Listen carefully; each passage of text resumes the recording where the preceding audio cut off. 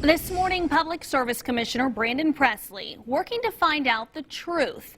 He wants to know where millions of dollars went that was supposed to bring internet to thousands of Mississippians.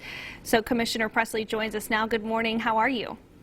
Good morning. Good to be with you. Good to see you. Well, in one of your recent Facebook posts that I was reading over this morning, it says you're calling for the FCC to conduct a full compliance of AT&T Mississippi's compliance with reporting and honest submissions. This is of information as to where they actually provide internet service. So tell us why you're doing this. Well, first and foremost, AT&T's received over $283 million in federal aid, free money from the federal government.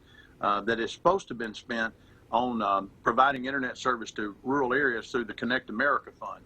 We know for a fact that AT&T has misreported addresses to the federal entities in charge of these dollars that are in charge of ensuring compliance. And for instance, if they showed that your residents had internet service, they sent you an advertisement, said, feel free to sign up, and you go to sign up, the technician comes to your home and says, I'm sorry, internet service is not available here. But they have, in fact, reported that address to federal entities that show that they have provided service there. So I issued a subpoena about 3 weeks ago now to AT&T. I first asked for the information informally, and they refused to give it to me. And so we issued a investigative subpoena to AT&T to get these records. Of course, they filed those under seal to try to keep that secret.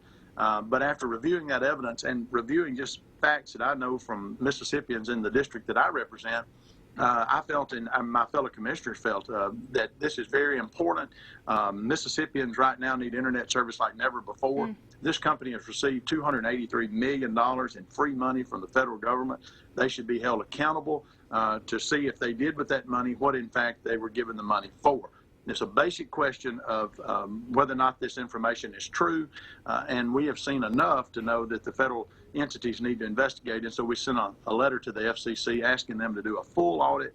Let's get to the bottom of this. I have had countless number of constituents that I represent that have called me and said, you know, I received this ad. I was told that I could get internet service, and when the technician gets there, it's not there. Well, here's what we do know in those instances. AT&T at that point knows that they don't have internet service there. The question is, did they correct that information with the FCC and the federal entities? The USAC is the actual entity they report it to. We want to find that out. The Bible says where much is given, much is required. When you've taken $283 million in free money from the federal government to put out internet service, and you have addresses that are incorrect and you have misreported that, there needs to be accountability. And so if this is an honest mistake, we'll find that out. But it needs to be investigated, it needs to be audited. Over $200 million worth of what you're calling honest mistakes. That seems a little fishy here.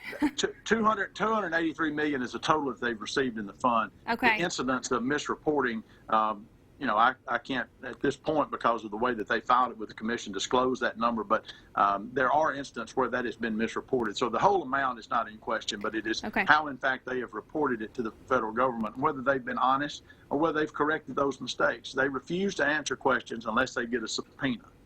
They refuse to answer questions unless they get formal government action. And so I think it's very important for the FCC and other entities to do a full audit of this.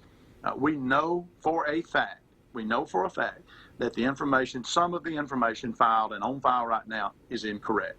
We need to get to the bottom of that and figure out what has in fact happened, how many addresses are wrong, how many Mississippians have been misrepresented as far as had information misrepresented to them as to having internet service available. Our people are sick of this, and it makes me sick at my stomach to think about the amount of money that has been put out there, and in fact these type of mistakes that happen. If you can't get an address right and you can't know whether or not you have internet service there, I question a lot more about the performance of the company. Commissioner Presley, what's the timeline for this audit? Well, we don't know, Morgan. We sent a letter, all three public service commissioners, so this was a unanimous letter. All three commissioners, Republicans and Democrats, all three signed on to it to ask the FCC to conduct this full audit. It'll be on their timeline. I've got some calls this week with officials that are related to this, so we will see how that plays out. Okay. Here's what we do know, though. Going forward, we're going to continue to keep the foot on the accelerator on this and make sure that these dollars are held accountable. This is a service that's needed, and it's just wrong to misrepresent this type of information to the FCC. Well, we'll look forward to hearing what that comes out of that audit. Switching topics here on you just a little bit. I've had a lot of people ask me these questions, and this has happened to me here in recent days. I've received at least 3 scam calls a day for the last couple of weeks. Yep. I know this isn't new information to you, but these numbers are coming from U.S. numbers. In some cases, the same area code as my area code, so it's very convincing. I know I'm not alone in this. Like I said, a lot of people are experiencing the same problems. What can people do to stop this? Well, first and foremost, one thing that was positive that came out of this pandemic is for a long time telemarketing calls slowed down. I can't answer why that happened, but it seems that they have creeped back up. I get the same calls. What we encourage Mississippians to do is, first and foremost, make sure your number is on the no-call list. That's not going to stop every call coming to your phone, but what it will do is give you the legal standing to file a complaint with us and for us to conduct an investigation and prosecute these folks if we can, in fact, locate them and figure out who is making the call. So the first thing to do is make sure your number is registered so that we can take that complaint and actually have an enforceable action. If your number is not registered, then we do not have the ability to investigate that complaint. Secondly, the easiest thing in the age of the smartphone, we actually went out and developed a smartphone app. You can go to either Google Play or iTunes and look up MS No Call, just MS and No Call, and it will pull up the seal of the Public Service Commission. You can register your phone from there. It takes a little time for your number to get into the database for legal reasons, but after that, it takes about 10 seconds to file a complaint. It autofills much of the data, time, date, that sort of thing, and you plug in the number. You plug in the type of call, and I've done it myself, so it takes about 10 seconds to file a complaint with us. You don't have to get a stamp.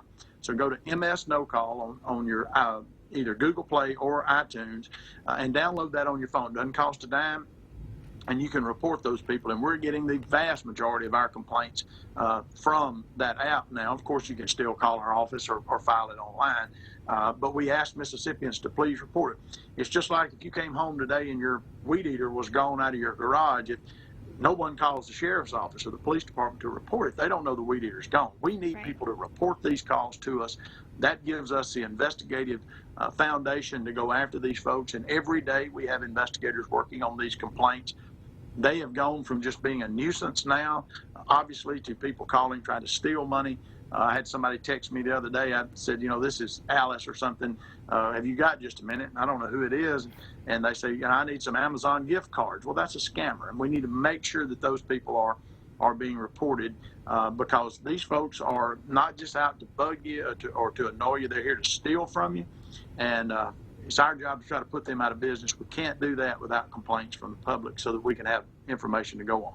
All right. Thanks so much, Commissioner. Of course, all that information can be found on our website, WTVA.com. You can also find it on the Mississippi No Call website. Thanks again, Commissioner. We look forward to hearing what comes out of this audit. We'll be in touch with you, and it's always a pleasure speaking with you. Thank you very much. Have a great day.